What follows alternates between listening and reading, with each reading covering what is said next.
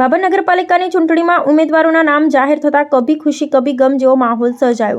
30 વર્ષથી કોંગ્રેસ પાર્ટીના આગેવાન હુકમસિંહ રાઠોડે થોડા સમય પહેલા ભાજપનો ખેસ ધારણ કર્યો હતો અને ભારતીય જનતા પાર્ટીમાં ટિકિટ માટેની ઉમેદવારી નોંધાઈ હતી।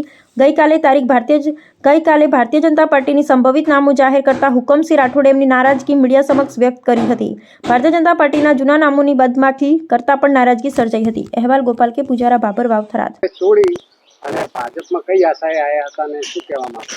મારી આશા એવી હતી, હું 30 વર્ષથી કોંગ્રેસમાં ત્યાં 24 ત્યાં મારા ઉમેદવારો ત્યાં ઉભા રાખતા ભારતીય જનતા પાર્ટીની સામે હું લડત આપતો હતો, પણ મને એવું થોડું લાગ્યું કે ભાજપની અંદર થોડું શિષ્ટ આઈટમ છે, શિષ્ટ જેવી વસ્તુ છે, અને મંત્રી સાહેબ સ્વરૂપજીના ઠાકોરના કારણે મેં એવો વિચાર કર્યો અને વિકાસના કારણે વિચાર કર્યો કે ત્યાં સારી એક સંગઠનને છે, એટલે આપણે કોંગ્રેસ છોડી અને ભાજપમાં જોડો।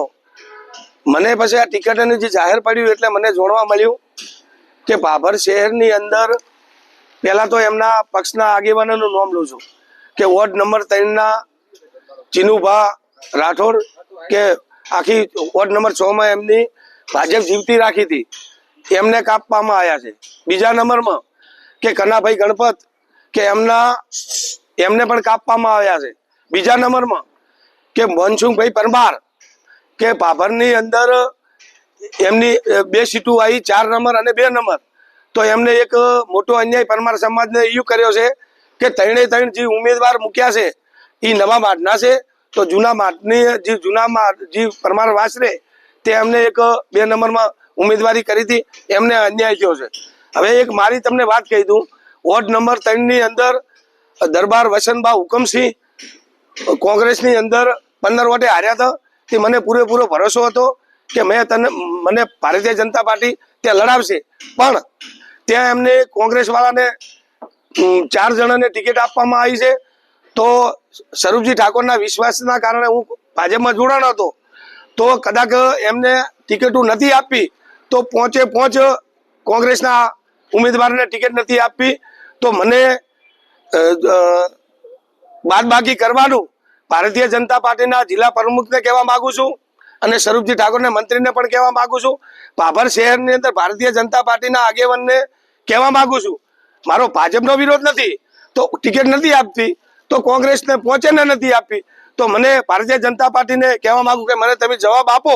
અને બીજો એક ભાભરની અંદર તમને થોડો એક દાખલો બેહારવા માંગુ છું કે એક ભારતીય જનતા પાર્ટીના એક આગેવાન એવા વ્યક્તિ છે કે કોંગ્રેસ હોય કે ભાજપ હોય કે એનસીપી હોય, 2 દાડા અગાઉ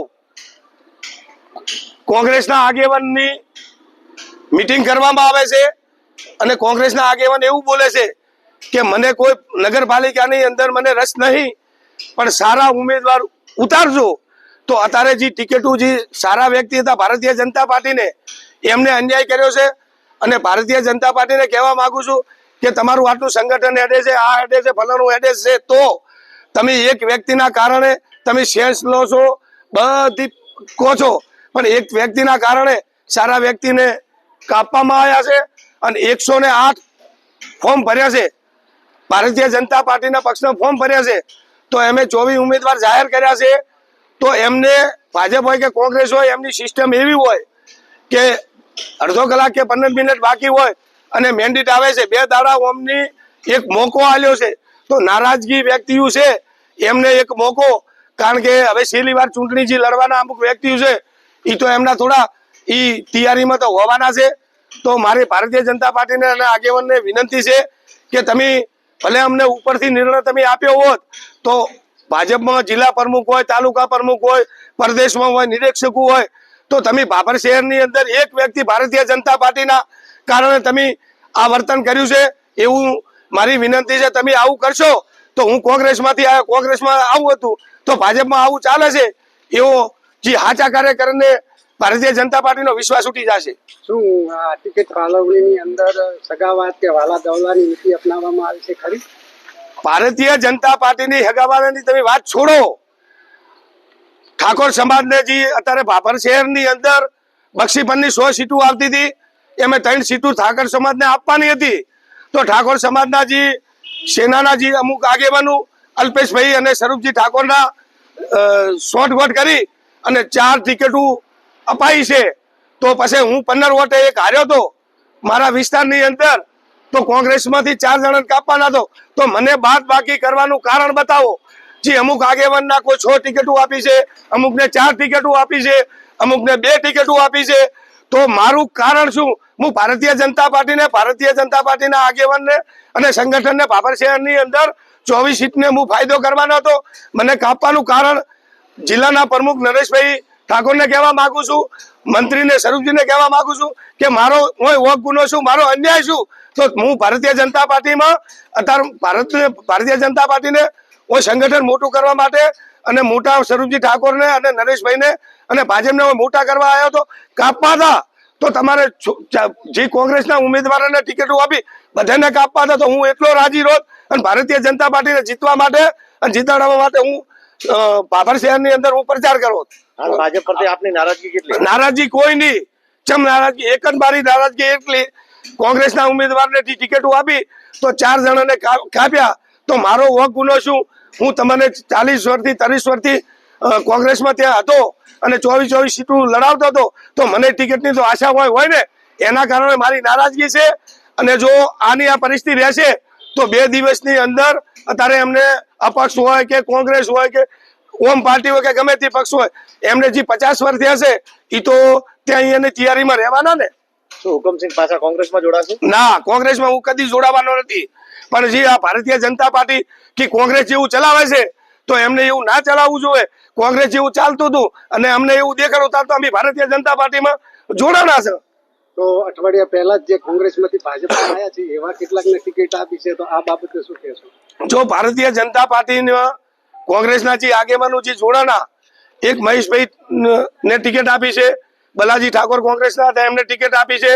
વિનાભાઈ વોર્ડ નંબર 4 માં કોંગ્રેસમાંથી ભાજપમાં જઈ અને જે એની વાટાઘાટા કર્યા પછી હવે ગોડાભાઈ એવા વ્યક્તિને કોંગ્રેસને ટિકિટ આપી છે. તો હું તો ભાભર શહેરની અંદર સક્ષમ હતો. આખું ભાભર શહેર, ભાભર તાલુકો, ગુજરાત એમ કહેતા હતા હુકમસિંહ 15 વોટે હાર્યા છે તો એમને નારાજ ના કરશો, ટિકિટ આપો. કના કારણે મને અન્યાય થયો છે એ ભારતીય જનતા પાર્ટીના આગેવાનને હું કહેવા માંગુ છું. તો એક બાજુ એવું કહેવામાં આવ્યું છે કે ભાજપ દ્વારા 3 ટર્મ લડેલા હોય એમને નહીં મળે અને લોહીનો સંબંધ નડતો હોય એમને નહીં મળે, છતાં ક્યાંક એવી ફાળવણી થઈ છે, તો આ બાબતે શું કહે?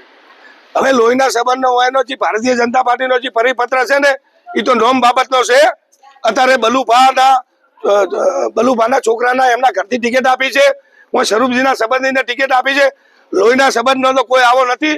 એક ભાભરની શહેરની અંદર ભાજપ હોય કે કોંગ્રેસ હોય કે ઓમ પાર્ટી હોય કે એનસીપી હોય, એક વ્યક્તિના કારણે આ બનાવ બન્યો છે. અત્યારે ભારતીય જનતા પાર્ટીના આગેવાનને તો ખાલી એક ફોર્મ્યુલા કરવાની છે, એક વ્યક્તિ હોય કરે છે. તો શું આ સામાન્ય લોકો માટે બનાવ્યા હતા પાર્ટીએ?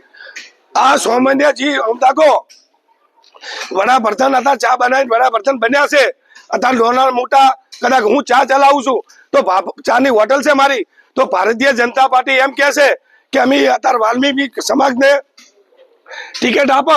અત્યારે તો અહીંયાના મળતિયાજી છે ને, એક આગેવાનના મળતિયા છે, એમને ટિકિટો ઓલાણી છે કે નગરપાલિકાની અંદર એ કેમ થાય. એટલે કોઈ રોડ છે, રસ્તા છે, કોઈ આ છે, મિલી ભક્તિના કારણે ભારતીય જનતા પાર્ટી એક વ્યક્તિના કારણે ટિકિટો આલી છે. એ વ્યક્તિ બધા પક્ષમાં શોર્ટકટ રાખે છે.